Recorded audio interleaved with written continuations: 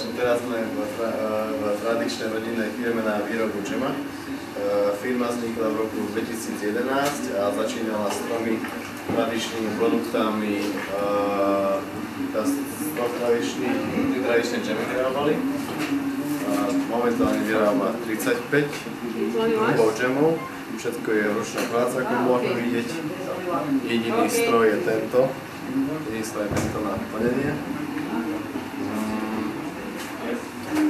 Firma vyváža do Francúzska, Nemecka a Španielska.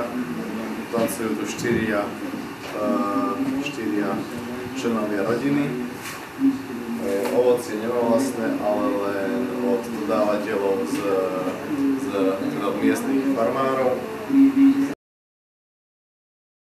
No, takže sa nachádzame vo firme Twintex, ktorá je rodinná firma, ktorú založil otec a teraz v nej pracujú aj jeho 2 synovia. Firma má 340 ľudí, väčšinou všetko sú to ženy a z okolia. Firma, tu môžeme vidieť, že je ekologická, lebo má na streche fotovoltaické panele a taktiež aj solárne konektory.